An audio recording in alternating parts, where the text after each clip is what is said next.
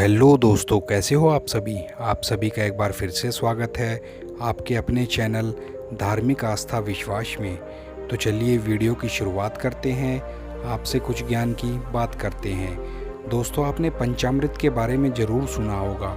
ये पंचामृत क्या है, इसके क्या गुण हैं और इसे क्यों दिया जाता है। तो चलिए आज जानते हैं पंचामृत के बारे में। अक्सर मंदिरों में जाकर जब हम देवी देवताओं के दर्शन करते हैं तो वहाँ पर मौजूद पुजारी हमें एक चम्मच से जल देता है। क्या आप जानते हैं यह कोई साधारण जल नहीं होता, बल्कि भगवानों के चरणों में चढ़ाए जाने के पश्चात यह चरणामृत कहलाता है। इसी प्रकार चरणामृत के स्थान पर कई स्थलों में पंचामृत भी प्रसाद के रूप में वितरित किया जाता है। चरणामृत हो, पंचामृत हो, इनका धार्मिक रूप से तो महत्व है ही, लेकिन ये स्वास्थ्य के लिए भी बहुत लाभदायक हैं। आध्यात्मिक रूप से जो लाभ चरणामृत का बताया गया है वह यह है कि इसके पान से जातक के भीतर सकारात्मक ऊर्जा का संचार होता है, सकारात्मक भाव आते हैं, सकारात्मक विचार पैदा होते हैं। इसी प्रकार शास्त्रानुसार 5 प्रकार के अमृत माने जाने वाले पदार्थों से मिलकर बने द्रव्य को पंचामृत कहा जाता है। इसका पान करने से सेहत भी हमें बहुत सही मिलती है और हमारी सेहत में काफ़ी लाभ मिलता है। आइए सबसे पहले हम जानते हैं कि पंचामृत में कौन कौन से 5 अमृत मिले होते हैं, कौन कौन से 5 अमृत इसमें शामिल होते हैं। दूध की महत्ता तो हम सभी जानते हैं। यह पवित्र माना जाता है, इसलिए देवताओं का स्नान तक दूध से कराया जाता है। साथ ही दूध को शुद्धता का प्रतीक भी माना गया है। यह दूध सबसे ज़्यादा शुद्ध होता है, इसीलिए इसे शिवलिंग पर भी चढ़ाया जाता है और इसे छोटे बच्चों को भी पिलाया जाता है। तो दूध के महत्व को देखते हुए ही दूध को एक प्रकार से अमृत के रूप में शास्त्रों में शामिल किया गया है। लेकिन यह दूध भी गाय का दूध होता है, जिसे अमृत के समान कहा जाता है।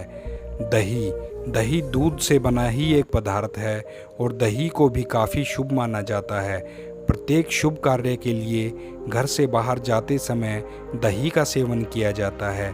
इस प्रकार दही को भी अमृत के समान माना जाता है और पंचामृत में एक अमृत रूप दही को भी शामिल किया गया है।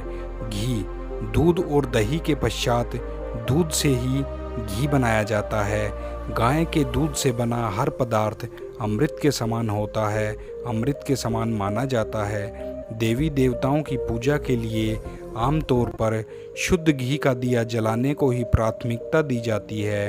यदि सामर्थ्य न हो तो अन्य विकल्पों पर विचार किया जाता है। इस तरह घी भी पंचामृत में एक अमृत के तौर पर घी को इस्तेमाल किया जाता है। शहद भी अमृत के समान होता है। औषधि के तौर पर तो कभी से शहद का इस्तेमाल होता आया है। खांसी, सर्दी आदि से लेकर मोटापा कम करने तक अनेक चीज़ों में शहद का प्रयोग किया जाता है। इस शहद को भी अमृत माना जाता है और पंचामृत में इसे मिलाया जाता है। चीनी वैसे तो मिठास के लिए होती है। मिठास मधुरता का प्रतीक होता है, खुशी का प्रतीक होता है, सद्भावना का प्रतीक होता है। इस तरह चीनी को भी अमृत माना जाता है। चीनी के स्थान पर मिश्री इसके लिए ज़्यादा शुद्ध और ज़्यादा उपयुक्त मानी जाती है। मिश्री को ही चीनी के रूप में पंचामृत में मिलाया जाता है। इस प्रकार दूध, दही, घी, शहद और मिश्री आदि 5 अमृतों को मिलाकर ही पंचामृत का निर्माण किया जाता है। ये सभी तत्व हमारी सेहत के लिए बहुत लाभकारी होते हैं। इस कारण पंचामृत के सेवन से स्वास्थ्य बेहतर बनता है। पंचामृत के लाभ: पंचामृत का सेवन अत्यधिक मात्रा में नहीं करना चाहिए, बल्कि जिस तरह अमृत का सेवन किया जाता है उसी तरह इसे भी ग्रहण करना चाहिए। यदि पंचामृत में तुलसी की पत्तियां डाल दी जाएं और रोजाना इनका सेवन किया जाए तो मान्यता यह है कि कोई भी बीमारी आपके पास नहीं फटकेगी। साथ ही त्वचा संबंधी रोगों से भी आप बचे रहेंगे। इसके अलावा यदि आपका इम्यूनिटी सिस्टम यानी रोग प्रतिरोधक क्षमता कमज़ोर है तो भी आपको घबराने की आवश्यकता नहीं है। पंचामृत के नियमित सेवन से आप इसमें सुधार महसूस कर सकते हैं। पंचामृत के सेवन से आप फैलने वाली बीमारियों यानी संक्रामक रोगों से भी काफ़ी हद तक बच सकते हैं, क्योंकि इससे आपके रोगों से लड़ने की क्षमता में चमत्कारिक रूप से सुधार होता है। तो दोस्तों, देखा आपने पंचामृत कितना लाभकारी है, और हमें मंदिर में जब भी जाते हैं तो पंचामृत ज़रूर लेना चाहिए और अपने रोग प्रतिरोधक क्षमता बढ़ानी चाहिए।